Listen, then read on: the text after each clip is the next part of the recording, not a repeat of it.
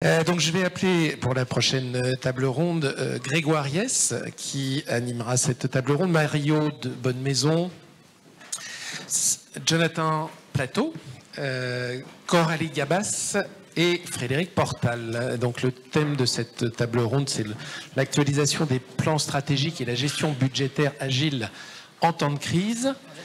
Et je vous laisserai vous présenter. Donc Laurence, comme je l'ai dit tout à l'heure, malheureusement n'est pas là, mais est remplacée par Jonathan. Bonjour à tous. D'abord, merci à Sylvain pour ces perspectives très intéressantes qui ouvrent une vision un petit peu différente de l'avenir sur nos différentes organisations. Donc, je vais commencer par présenter. Je suis Grégoire Yes, Financial Analysis Director chez Capgemini. Donc, je travaille au sein du siège en analyse financière et en projection ainsi qu'en business plan. Et puis, je vais laisser effectivement mes co-animateurs se présenter. Bonjour à tous, donc Coralie Gabas, responsable du contrôle de gestion Europe du Sud chez Workday. Alors, Jonathan Plateau, anciennement responsable MOA Finance, maintenant je suis responsable du contrôle de gestion chez Safran de la partie Oxygène et Safety. Mario de Bonnemaison, donc directrice du contrôle de gestion chez De Graine, dans l'art de la table.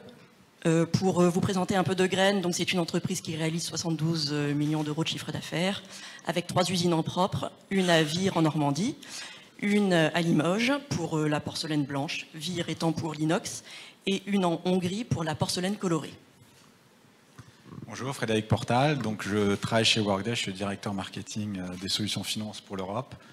Et Workday, c'est une société qui vend des logiciels financiers, ressources humaines et planification budgétaire dans le cloud, avec une particularité qu'on insère l'innovation dans la solution le plus rapidement possible.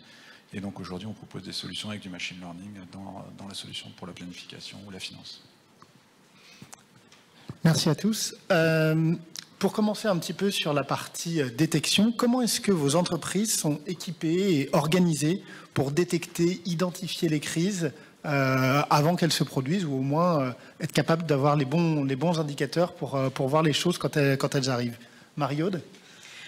Oui, donc on attend vraiment du département contrôle de gestion d'être très réactif, d'être au plus près des opérationnels pour avoir les dernières informations, que ce soit côté achat, que ce soit côté commerce, pour savoir sur quelle prévision de vente on doit aller, pour ensuite nourrir bien sûr et donner les prévisions aux usines. Donc les contrôleurs de gestion doivent être vraiment à l'écoute en fait du marché pour pouvoir ensuite remonter les informations du terrain. Tous les mois, nous réalisons donc notre reporting mensuel et par là même, je réalise donc une reprévision tous les mois qui doit être réalisée de manière très rapide. C'est-à-dire qu'en 2 heures, on doit pouvoir sortir notre prévision, que tous les contrôleurs de gestion me remontent donc les éléments les plus impactants et que j'utilise ces éléments-là pour ensuite les reporter à nos actionnaires. Merci. Coralie, chez Workday, comment est-ce que ça se passe ? Alors donc nous, chez Workday, on utilise Adaptive Planning depuis maintenant 5 ans. Et c'est vrai qu'on a vu avec le contexte actuel, on a pu, grâce à notre outil, avoir des changements notamment à 3 niveaux. Donc aujourd'hui, c'est vrai qu'on nous demande des forecasts mensuels, ce qui n'était pas le cas finalement il y a 1 an ou 2 où on se contentait de mise à jour de prévisions trimestrielles. Donc maintenant, voilà, c'est un processus mensuel. Par ailleurs, Workday se développant de plus en plus à l'international, la granularité qu'on nous demande, j'imagine qu'on est beaucoup dans ce cas. Aujourd'hui, c'est au niveau pays, alors qu'avant, on était vraiment dans une vision beaucoup plus régionale ou sous-régionale. Et enfin, c'est également sur des projections années en cours, mais également année N+1, N+2, où tous les mois, voilà, on nous demande d'être capable d'anticiper les années à venir. Mais c'est vrai que voilà, grâce à notre système aujourd'hui, on est capable de réaliser ça de manière mensuelle, mais on voit qu'il y a quand même une tendance, avec le contexte actuel, d'être de plus en plus dans la précision et la projection. Merci. Et Jonathan, chez Safran, comment est-ce que... Alors, nous, on est dans l'aviation. Hein. Les avions, vous connaissez la règle, c'est safety first, sinon vous ne monteriez pas dans un avion. Et en fait, sur nos processus financiers, c'est la même chose. Ce qui se passe, en fait, c'est qu'on a gardé le même process. Dans nos processus, on fait toujours notre budget, qu'on refait 2 fois, en annualisé, en mensualisé. On refait nos actualisations du budget tous les trimestres, on fait nos forecasts tous les 3 mois, ça fait beaucoup, on est nombreux aussi. Mais en fait, ce qui s'est passé surtout, c'est qu'on a en fait augmenté nos itérations parce que les hypothèses sont devenues instables. Donc en fait, on nous redemande de plus en plus d'itérer, notamment parce que notre business est principalement en dollars, en USD. On a des couvertures de change à bien baquer. Probablement dans votre business, vous l'avez aussi, c'est très important. Ça nous permet aussi d'assurer en fait la continuité du service et la continuité des achats parce que ça nous coûte très cher. Donc voilà, nous on nous demande de plus en plus d'itérations et du coup nos process sont toujours les mêmes mais juste un peu plus longs avec beaucoup plus d'itérations. Parfait, merci à tous. Deuxième question, suite aux crises qui proviennent, quelles sont les premières réactions d'urgence qui sont prises pour contrer l'impact de ces crises, que ce soit sur le business, que ce soit sur les coûts, sur le cash? Comment est-ce que finalement vos entreprises ont pu réagir à ça? Donc nous avons donc nos trois usines, comme je l'indiquais précédemment, et nous sommes donc très sensibles à tout ce qui est énergie. Pour ça, on a dû réagir en fait plus particulièrement, l'un des exemples étant pour notre usine de Limoges, puisque nous sommes de grands consommateurs de gaz pour nos fours à gaz dans lesquels on cuit la vaisselle. On voulait éviter à tout prix de devoir fermer, comme ça peut être le cas dans la verrerie.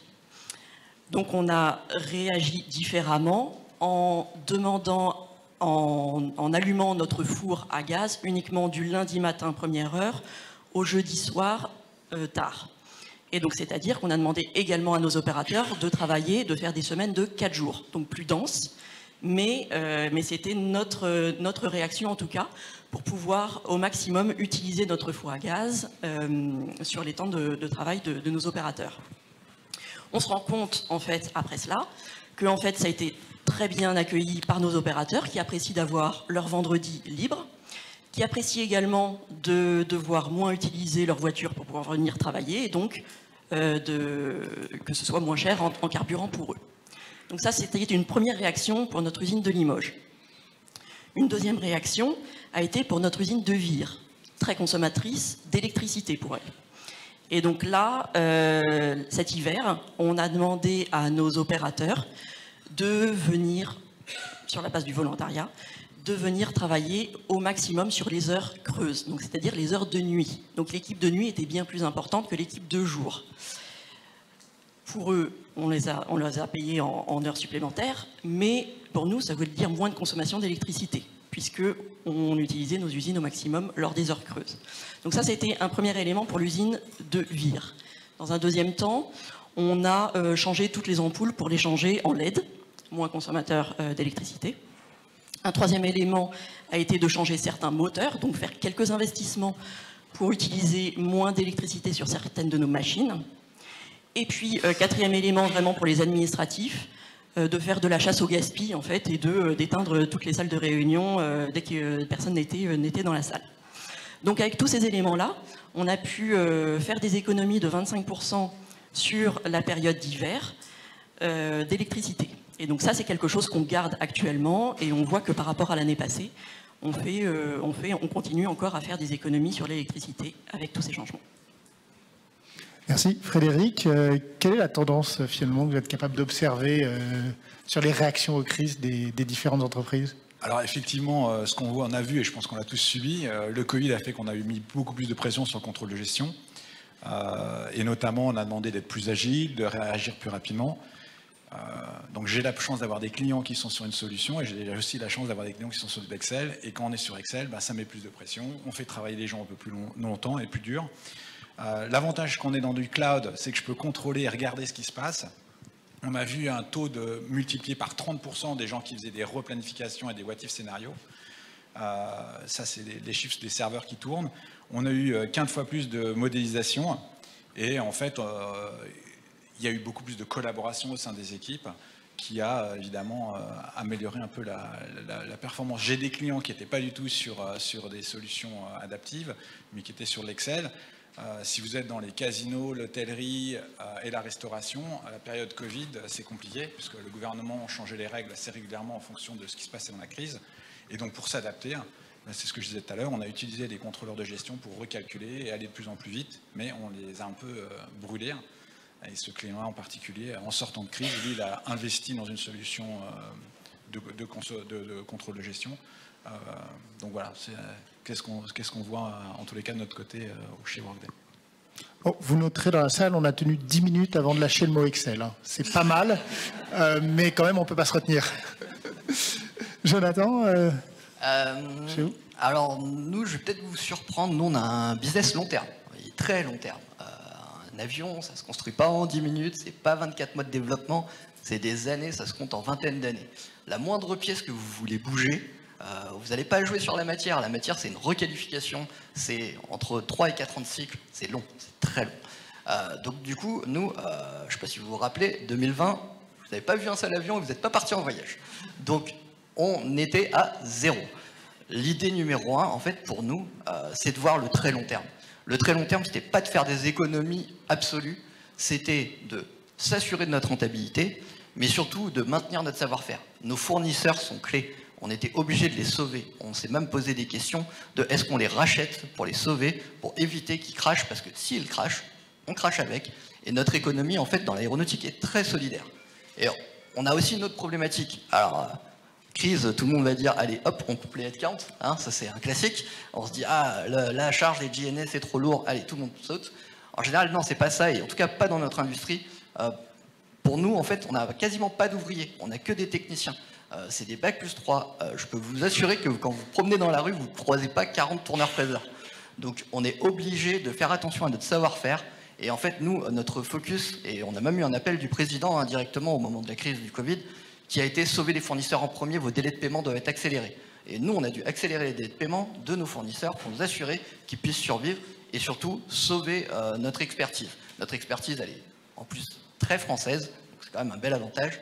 Et on est obligé de la maintenir, donc on a aussi sauvé en fait toute cette partie headcount pour nous, et on vise le long terme, on vise pas le court terme. Merci. Au-delà des réactions à court terme, comment est-ce que ce nouveau contexte vous pousse à transformer autant sur la partie business que sur la partie finance vos organisations et vos entreprises ? Coralie, peut-être. Alors, je vais répondre en deux axes. Je pense qu'il y a une transformation qui se fait côté IT, process très clairement, et transformation côté business, enfin, interaction avec le business. C'est vrai que côté IT, process, on voit qu'on demande aux contrôleurs de gestion d'être aujourd'hui vraiment limite des chefs de projet. En tout cas, nous, chez Workday, c'est comme ça qu'on est vu, c'est-à-dire qu'on doit avoir l'amélioration continue de nos process vraiment en tête à tout moment. Et d'être dans une démarche vraiment de collaboration également avec les équipes. Et donc, je parlais tout à l'heure de notre outil Adaptive Planning. Il faut savoir qu'aujourd'hui, c'est pas utilisé que par les financiers, pour les financiers. C'est également utilisé par d'autres fonctions opérationnelles. Donc, nos départements RH, nos départements commerciaux, en fait, utilisent Adaptive pour leur propre planification. Ce qui fait qu'on a un seul et unique outil, en fait, de collaboration et de projection, et en fait, voilà, une source de données, ce qui est quand même très pratique et évite les problèmes de réconciliation qu'on peut tous avoir parfois dans certaines entreprises. Et le deuxième volet, côté business, voilà, on est des business partners avant tout. Et c'est vrai que le fait d'avoir tout ce temps qu'on ne passe pas à faire du data crunching, ça permet d'être beaucoup plus dans la planification stratégique, dans des enjeux beaucoup plus long terme. Et par exemple, nous, l'internationalisation étant la clé dans notre région, voilà, les sujets sur les ouvertures de nouveaux pays, potentiellement de nouveaux marchés, voilà, c'est aussi un enjeu qu'on est beaucoup plus en train de développer actuellement. Voilà. Merci. Coralie, Marion, désolé. Donc, comme je le disais précédemment, on est extrêmement sensible aux énergies. C'est-à-dire électricité, gaz, mais également eau. Parce qu'on s'est rendu compte l'été dernier qu'on était dans des régions qui étaient impactées par la sécheresse. Donc les préfets nous ont convoqués pour nous demander quels efforts on pouvait réaliser. Donc ça passe par des investissements, clairement, et donc ça a des impacts sur nos prix de revient. Si je prends donc notre usine de Limoges, on a investi dans une polisseuse. Donc là, on va arriver dans la partie un peu technique. C'est-à-dire que pour polir l'arrière de l'assiette, cette polisseuse nous permet de consommer moins d'eau. À l'origine, on réalisait une autre étape de production qui nécessitait énormément d'eau. Là, avec cette polisseuse, on fait véritablement des économies d'eau. Donc en fait, ça passe vraiment par des changements de process, à réfléchir différemment sur nos produits existants, mais également lors de nos créations de nouveaux produits. Jonathan ? Alors moi, je vais vous parler plutôt business. Chez nous, en fait, je ne sais pas si vous connaissez un peu Safran, on était plutôt multi-activités initialement. On avait par exemple une entité qui s'appelait Morpho, que vous avez probablement croisé. On faisait tous les détecteurs de biométrie, les passeports, les fichiers du FBI, voilà, des produits intéressants. Mais en fait, nous, pour aussi se concentrer et pour s'assurer qu'on passe une crise maintenant, on s'en est rendu compte quand les avions se sont arrêtés, c'est qu'en fait, on a décidé de se recentrer sur notre cœur business. On a éliminé l'ensemble des sociétés qui ne sont pas de l'avion en fait en direct. Donc on a sorti Morpho, qui maintenant il s'appelle Idemia. Par exemple, chez moi, on a sorti les barrières d'arrêt. En fait, on faisait les barrières d'arrêt d'avions en bout de piste, qui sont des gros blocs de béton avec du sable. Ne vous inquiétez pas, vous n'allez pas vous cracher, tout est bien. On avait des filins pour le Rafale aussi, pour le rattraper sur le porte-avions. Tout ça, c'est pas de l'avion. Et en fait, nous, l'idée, c'est de devenir vraiment les leaders de l'équipement au niveau de l'aviation. C'est pour ça qu'on a racheté Zodiac il y a maintenant 5 ans, boîte dont je fais partie maintenant. En fait, on se concentre vraiment sur notre cœur business pour éviter d'éparpiller les efforts et, comme je vous disais, pour concentrer une expertise. Parfait. Et Frédéric, finalement, quels exemples vous avez de transformation un peu plus structurelle Donc ce qu'on a vu, c'est vraiment des entreprises qui réinvestissent en période de crise, ce qui n'est pas forcément une chose facile. Si je prends l'exemple de Workday, alors on a la chance d'avoir un employé programme, c'est-à-dire qu'ils nous achètent, ils appellent ça le snack programme, j'appelle ça le fat programme, parce qu'ils nous donnent pas mal de nourriture et c'est des avantages qu'on avait. En période de crise, évidemment, plus personne vient au bureau, donc le snack programme ne sert plus à rien. Sur la ligne budgétaire, ils ont décidé de reprendre cet argent-là qui n'allait pas être distribué aux employés et faire des primes, par exemple, pour acheter des ordinateurs ou des écrans ou des claviers pour pouvoir travailler de la maison. Donc, ils ont donné une prime à chaque employé, justement parce qu'ils avaient cette capacité de regarder quel impact ça aurait. J'ai une autre entreprise comme N26, qui est une néobanque allemande. Eux, pendant la période du Covid, dès que ça a commencé, 2-3 mois après, ils se sont posé la question, est-ce que c'est le moment d'investir? C'est jamais le moment d'investir, surtout sur la planification budgétaire. Mais ils ont appuyé sur le bouton, donc ils ont fait une transformation complète de la finance et de la planification budgétaire. Je pense qu'il faut avoir le courage de le faire. Et en sortie de crise, si vous rediscutez avec le CFO, il vous dit que c'est la meilleure décision qu'il a prise, parce qu'aujourd'hui il est prêt, il est beaucoup plus agile et il peut répondre plus facilement aux demandes du marché.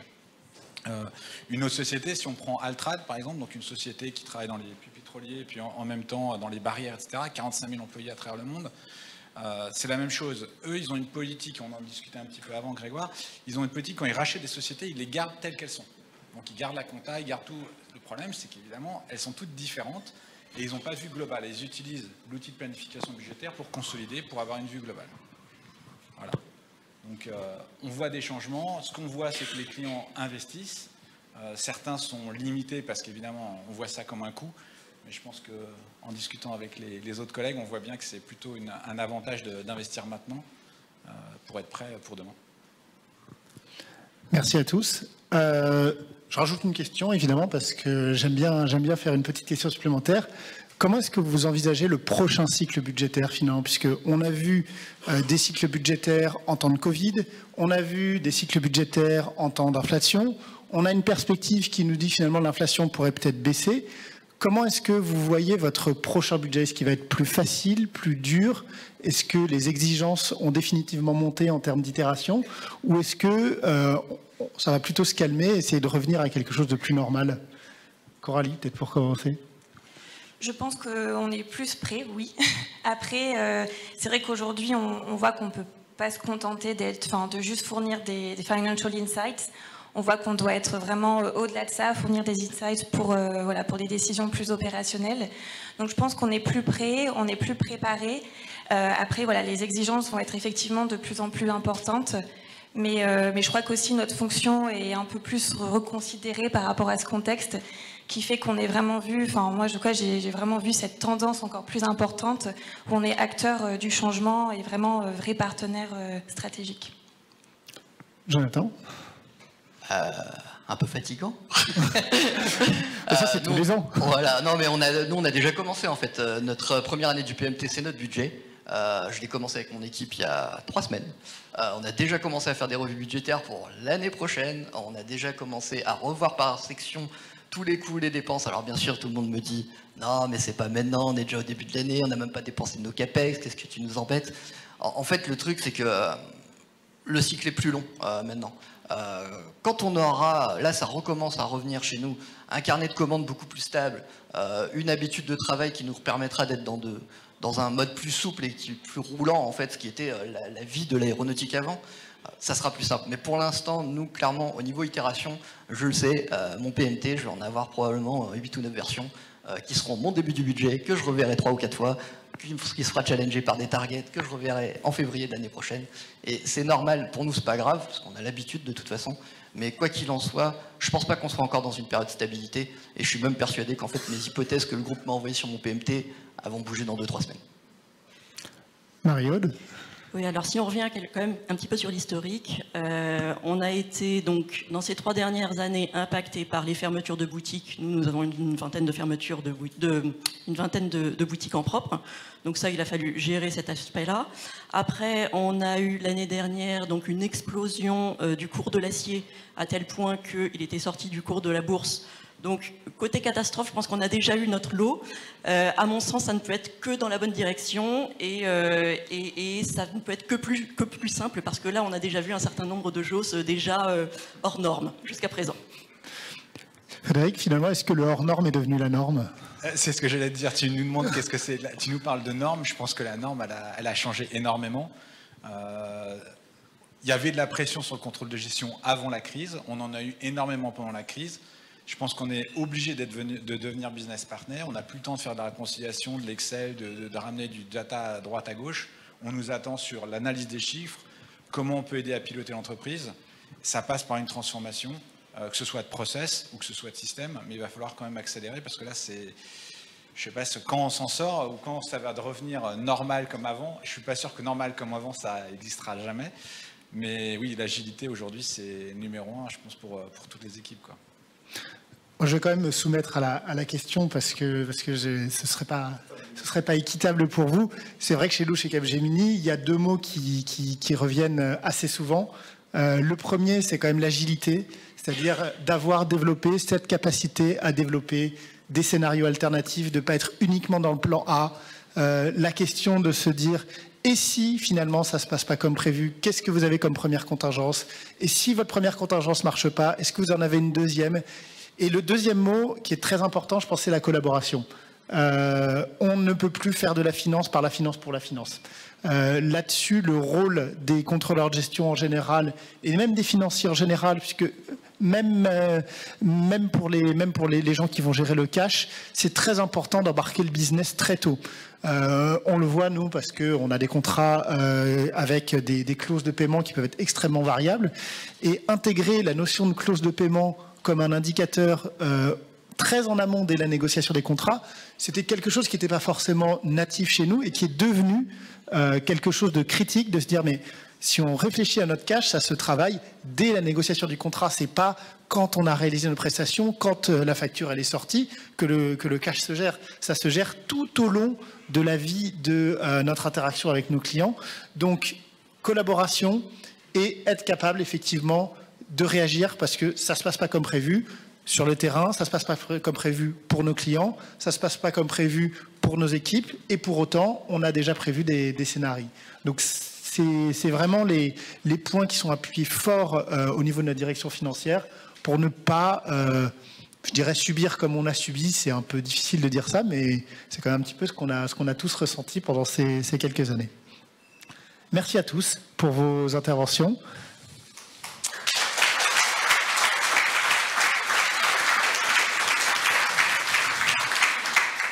Merci. On va passer aux questions dans la salle. Peut-être, moi j'en ai une. Effectivement, l'agilité, tous les contrôleurs de gestion se doivent d'être plus agiles. On a vu l'augmentation de la réactivité, la reconstruction du budget à une fréquence de plus en plus importante. Alors, dans les secteurs où les cycles sont longs, c'est peut-être moins prégnant que dans les secteurs où les cycles sont courts, parce qu'à un moment, courir toujours plus vite pour le contrôleur de gestion, ça peut avoir ses limites. Est-ce que vous avez, dans le futur, des volontés de changer de méthode, c'est-à-dire d'introduire de la simulation des hypothèses, des scénarios, d'aller non pas dans je fais mes prévisions plus fréquemment, mais j'envisage différents scénarios. Alors évidemment, on ne peut pas tous les envisager, hein, mais on ne va pas modéliser le monde. Mais de changer de méthode pour éviter d'avoir à courir toujours plus vite, ce qui à un moment donné fatigue, comme tu le disais, Jonathan. Est-ce que vous avez des projets de ce type-là ? Pour ce qui est des scénarios, à mon sens, c'est déjà ce qui était fait pendant la période Covid, parce qu'on était tellement dans l'incertitude qu'il fallait prendre différents scénarios pour pouvoir faire nos prévisions.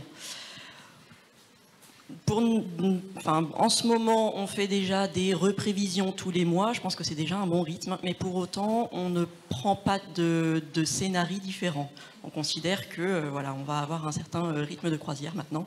Donc pour le moment, on n'a pas remis ça en question sur ce point-là. Alors moi, quand la crise est arrivée, je pensais qu'on allait changer, honnêtement. Parce que je vous l'ai dit, nous en ITER, grosso modo, j'ai l'impression de faire de la prévision toute l'année.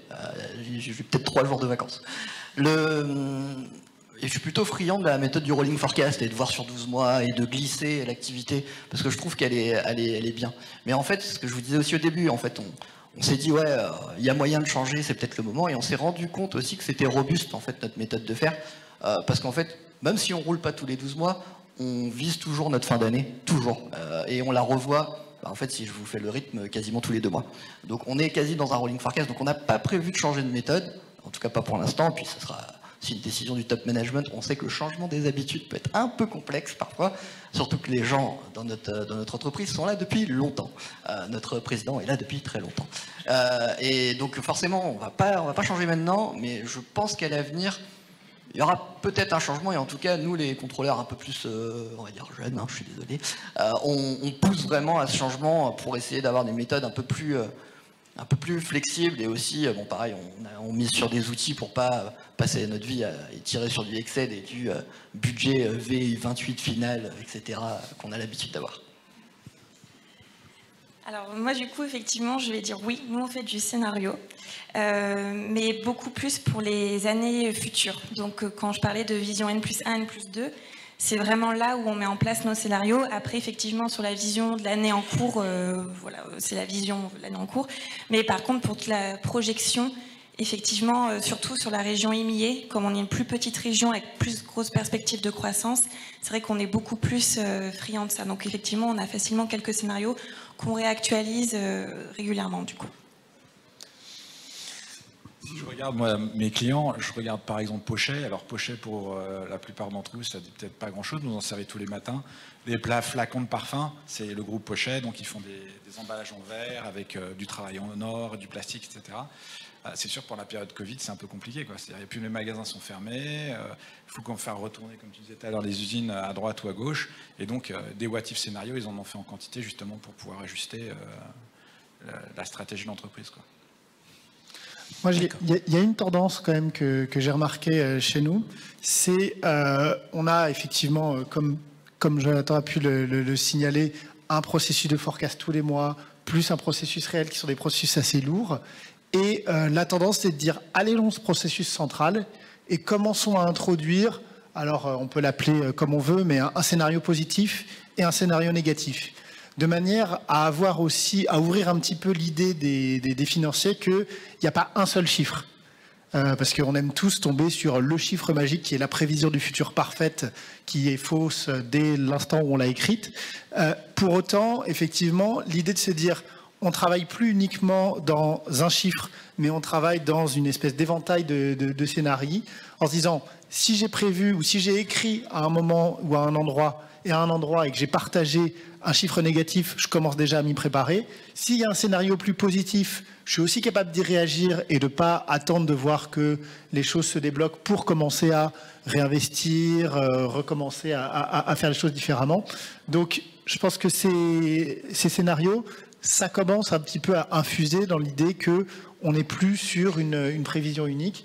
Et puis là, sur nos plans moyen terme, évidemment, ça y est, on a déjà basculé sur des scénarios parce qu'on ne peut plus se contenter de la vision centrale du management. Il y a automatiquement des visions positives et négatives sur des pluriannuels qui se développent également. Oui, je pense que c'est important aussi d'appuyer, parce qu'en fait, les directions générales se sont, pendant la crise, habituées à ce que le contrôle de gestion court plus vite. Mais à un moment, comme le sujet a ses limites, il faut éduquer à autre chose que courir toujours plus vite. J'ai fait la première question, donc Grégoire, à la suivante.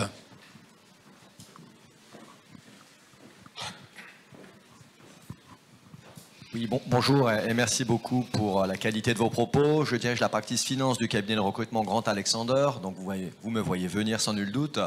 Qui dit crise dit stress, qui dit stress dit usure des organismes et dit sans nul doute turnover. D'autant plus que les jeunes contrôleurs de gestion ont vite du vague à l'âme. Donc je voulais avoir votre point de vue sur l'augmentation ou non du turnover et votre capacité à modifier vos méthodes de recrutement. Car il doit y avoir des vrais sujets, notamment pour Marriott, qui doit recruter des contrôleurs de gestion sur des destinations régionales qui sont à mon avis assez complexes. Oui, tout à fait. Donc oui, alors là, je ne cache pas que dernièrement, j'ai recruté un contrôleur de gestion industrielle. Il m'a fallu en effet 6 mois pour recruter cette personne, puisque en étant à Vire, il y a en effet moins d'offres. Et nous sommes également dans une ville très dynamique, avec beaucoup d'industries dans la région. Et donc forcément, quand au moment où je cherchais, il y avait deux autres usines qui cherchaient des contrôleurs de gestion, il a fallu un petit peu batailler pour pouvoir avoir la bonne personne. Donc en effet, mais ce n'était pas nécessairement lié à l'épuisement des équipes, puisque de la même manière, dans les régions, les gens restent aussi plus longtemps à leur poste. Il n'est pas rare que certaines personnes fassent de la même manière toute leur carrière dans notre entreprise s'ils s'y sentent bien. Alors nous, le paradigme a changé. On est une boîte où les gens restent très longtemps en général, et là, ça s'est accéléré. Je vais vous faire rêver, je travaille à plaisir à côté de Ikea. Je vous laisse imaginer attirer des jeunes là où je n'ai pas de transport en commun. Je suis désolé pour toi, mais c'est pire que toi, parce que moi, ils sont pas régionaux, en fait, donc du coup, ils ne viennent pas de plaisir, et c'est très rare. Donc, en fait, on a dû s'adapter, notamment, nous, sur le télétravail, clairement, alors qu'on est une entreprise industrielle, le télétravail, c'est pas la panacée à la base, mais on a quand même prouvé que pendant le Covid, on fonctionnait bien, on a même accéléré, et on a fait mieux. J'ai un peu une opinion un peu controversée là-dessus, je l'ai dit tout à l'heure à Coralie, pour moi, les membres de nos équipes qui n'étaient pas forcément bons ne l'étaient pas à distance, et ceux qui étaient très bons l'étaient beaucoup plus. Et en fait, c'est ce qui nous a fait gagner.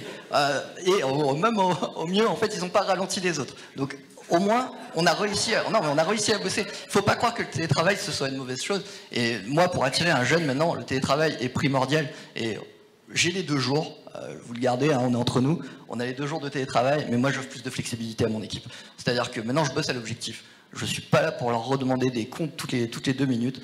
On a des objectifs, faites votre PMT, faites vos sales, on les revoit à distance ou en présentiel, ça ne change rien. Le truc qui change et que je leur demande par contre, c'est on a notre journée ensemble. Et ça, on l'a décidé tous ensemble. C'est la journée où on passe un bon moment au bureau, et je leur permets aussi d'aller, faut prendre des cafés, il faut parler avec les gens. Et je change le paradigme pour les jeunes qui voient plus notre boulot comme un boulot social qu'autre chose. Et aussi, surtout, créer du lien avec les opérations. C'est-à-dire que eux, par contre, à l'usine, ils font pas de télétravail. Donc nous, du coup, on doit aussi montrer qu'on est capable d'aller sur le terrain et montrer qu'on s'intéresse à leur boulot et qu'on est vraiment intéressé. Et c'est comme ça qu'on recrute, c'est en montrant qu'on est dans un boulot de passion. L'aviation, c'est un métier de passionné. C'est rarement un métier de gens qui sont arrivés là par hasard. Chez Workday, c'est vrai que les effectifs, en tout cas côté IMIE, ont été plus que doublés. Donc aujourd'hui, nos équipes contrôle de gestion ont plus que doublé sur les 2-3 dernières années. Et c'est pas parce qu'on fait le data crunching, etc. C'est juste que, en fait, il y a une vraie valorisation du rôle de business partner, dans notre entreprise. Et aussi une volonté de recruter des profils de gens qui sont vraiment ouverts au changement, avec cet état d'esprit d'amélioration continue. Vraiment, il y a cette casquette business partner, mais vraiment chef de projet pour voilà, qu'est-ce que je peux faire dans mon quotidien pour améliorer voilà, mes tâches, mes actions. Les KPI de notre secteur tech évoluent en permanence. Donc, qu'est-ce que je peux mettre en place voilà, comme projet, quel outil je peux utiliser en interne pour automatiser ça. Donc, il y a vraiment un shift également en termes de compétences, on voit des équipes. Je vais pitcher Workday, je suis obligé. Mais une des choses quand on préparait, l'outil c'est important, parce que les jeunes, ils sont quand même habitués à utiliser des systèmes qui sont open, flexibles, agiles, où on peut partager.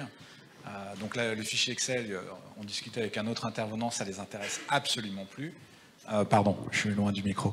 Et on parlait de transformation, on parlait de transformation du rôle du contrôle de gestion. Je vais prendre l'exemple de Barrière. Ils avaient le contrôle de gestion à la maison. Ils ont des hôtels, des restaurants à travers toute la France et en Europe. Aujourd'hui, les contrôleurs de gestion vont se rapprocher du business, vont être près du business, comme tu disais tout à l'heure. Et donc, ça change la fonction. Et je pense qu'en changeant la fonction, en étant vraiment business partner, ça apporte de la valeur ajoutée. En utilisant un outil un peu plus sympa qu'Excel, ça leur facilite un peu le travail, éviter les réconciliations, parce qu'on en aura toujours un tout petit peu. Mais je pense que oui, le métier se transforme. C'est pas facile d'attirer des gens dans le contrôle de gestion ou dans la finance en général, mais avec 2-3, voilà, comme ça, je pense que c'est un peu plus facile. Merci. En tout cas, je ne vous en avais pas parlé, mais j'avais dans l'idée de proposer un groupe de travail sur le télétravail au contrôle de gestion, que ce soit en Ile-de-France ou que ce soit en région, les challenges, les avantages, les inconvénients. Je vois, Jonathan, que tu es totalement investi dans ce sujet-là, donc dès que tu as fini le groupe outils, on va en reparler.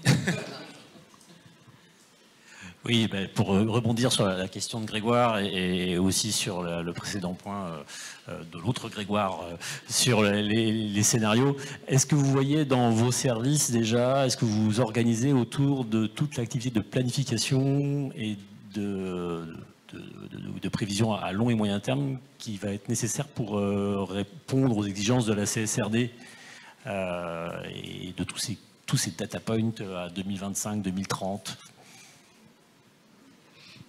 C'est une question piège parce qu'on va voler la réponse des intervenants d'Israël. Mais évidemment, c'est un sujet qui nous arrive dessus à très grande vitesse, puisque finalement, 1er janvier 2025, ça veut dire qu'il faut commencer à collecter les données en 2024. Ça veut dire qu'on est déjà tous en retard, parce qu'on ne sait pas ce qu'on doit connecter, on ne sait pas comment on doit le faire, on ne sait pas qui doit le faire, et à la fin, qui sera responsable de tout ça. Donc, tout le monde commence à s'organiser, donc effectivement des directions développement durable ou durabilité existent dans certains grands groupes, chez d'autres non, du fait de leur taille. Typiquement chez Capgemini, ça a commencé très très vite parce qu'on est questionné depuis un moment déjà sur ces indicateurs-là par nos intervenants extérieurs, actionnaires, investisseurs et également au niveau des financements. Donc petit à petit intégrer et structurer quelque chose qui existait de manière intangible et je dirais non structurée commence à se diffuser. Donc on avait finalement des indicateurs, des pratiques qui existaient. On commence à les organiser, à les structurer. Donc l'idée n'est pas forcément d'inventer quelque chose qui n'existait pas, mais plus d'essayer d'organiser, de filtrer, de structurer, de professionnaliser et après de rendre auditable, ce qui va être encore un challenge supérieur, une connaissance et une compétence qui finalement existaient déjà au sein de l'entreprise. Oui, donc beaucoup de choses à gérer en ce moment côté finance, puisque bien entendu on a donc ces reporting extra-financiers à mettre en place. De la même manière, la dématérialisation des factures. Pour notre part, on est en pleine migration de RP, donc c'est quelque chose qu'on garde pour après quelque part, puisque cette migration est notre priorité avec la dématérialisation. Et notre sujet d'après sera bien sûr ces reporting extra-financiers, et qui est un vaste sujet dans l'industrie. Effectivement, nous, c'est quelque chose qu'on a anticipé, mais pas forcément par rapport à ce but précis. Après, la vision plan à 5 ans, c'est encore un challenge pour beaucoup d'entités, mais effectivement, c'est quelque chose qu'on met en place progressivement. Bon, alors, nous, on est une industrie non polluante, hein, c'est bien connu. Donc tout va bien. Non, mais en fait, bon, blague à part, on a déjà nos indicateurs en interne. Peut-être que vous le savez, on a l'objectif décarbonisation 2050, qui est très important. C'est vraiment pas une phase de communication, c'est qu'en fait notre président le pousse à mort et on investit à fond pour décarboner. Par contre, au niveau reporting sur ça, on va pas se mentir, on est un peu comme Grégoire, on a nos reportings actuels. On ne sait pas trop aussi la vision vers où et vraiment qu'est-ce qu'il faut collecter. C'est quand même quelque chose, c'est un peu une nébuleuse pour tout le monde ce sujet. Et Isabelle va beaucoup se marrer sur ce sujet-là. Mais en soi, voilà, on essaye de se mettre en ordre de bataille parce que nous, le sujet est primordial et que notre président nous le demande et on va le faire. Mais on attend la feuille de route. De toute façon, elle sera l'idée par le groupe et après la mise en place dans les outils au fur et à mesure. Et puis pour vous, le scope 3 va être un peu compliqué à gérer. D'autres questions ? Donc c'était un très beau lien avec la table ronde RSE. Je ne vais pas vous demander de rester sur la scène pour vous mêler à cette table ronde. Il n'y aura pas assez de place, mais en tout cas, merci beaucoup. Merci.